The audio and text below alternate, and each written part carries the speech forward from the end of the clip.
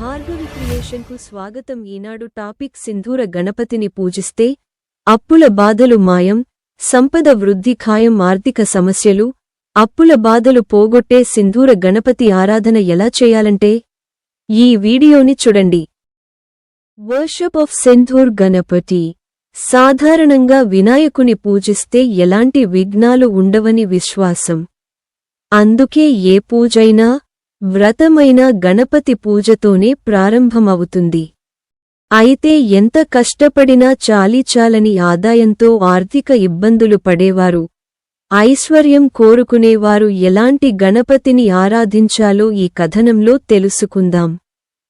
జ్యోతిష్య శాస్త్రం ఏమి చెబుతోందంటే, జ్యోతిష్య శాస్త్రం ఒక్కో సమస్యకు ఒక్కో గణపతిని పూజించాలని చెబుతోంది.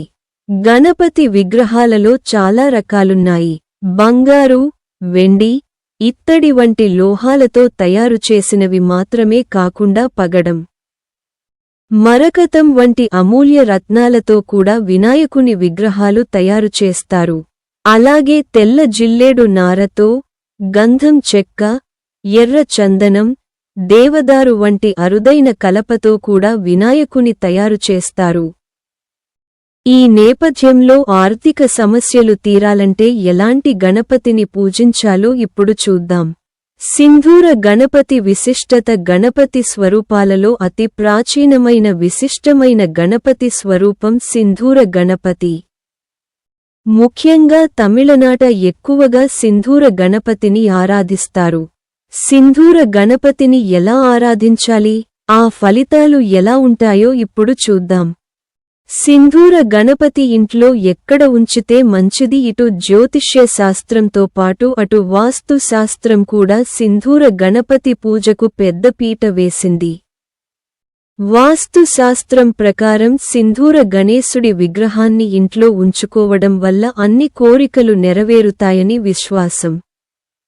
ఇంటి ప్రధాన ద్వారం వద్ద సింధూర గణేశుడి విగ్రహాన్ని ప్రతిష్ఠించడం వల్ల ఇంట్లోకి ఎలాంటి దుష్ట శక్తులు, నెగటివ్ ఎనర్జీ ప్రవేశించలేవని తెలుస్తోంది.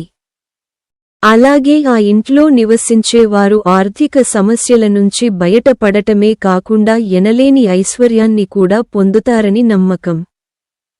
సింధూర గణపతిని ఎప్పుడు ప్రతిష్ఠిస్తే మంచిది? జ్యోతిష్య శాస్త్రం ప్రకారం సింధూర గణపతిని ఇంట్లో చవితి తిథి రోజు కాని, బుధవారం కాని, శుక్రవారం కాని, లేదంటే సంకష్టహర చతుర్థి రోజున కాని ప్రతిష్ఠించుకోవచ్చు.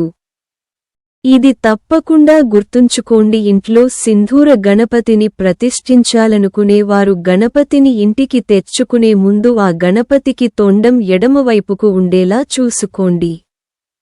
వినాయకుడి విగ్రహం ఎంపిక చేసుకునేటప్పుడు తప్పనిసరిగా వినాయకుడి తొండం విషయంలో జాగ్రత్త పడాలి. వినాయకుడి తొండం ఎడమవైపుకు తిరిగి ఉంటే మనకు శుభ ఫలితాలు సత్వరమే లభిస్తాయని అంటారు. అలా కాకుండా తొండం కుడివైపుకు తిరిగి ఉంటే కోరికలు నెరవేరడానికి ఆలస్యం అవుతూ జ్యోతిష్య శాస్త్ర పండితులు చెబుతున్నారు. ఏది ఏమైనా మన పురాణాలలో, వేదాలలో గణపతి పూజ అత్యంత శుభప్రదమని వివరించిన సంగతి మనకు తెలుసు. ఆర్థిక సమస్యలు తొలగించుకొని అప్లైశ్వర్యాలు పొందడానికి మనం కూడా సింధూర గణపతిని పూజిద్దాం.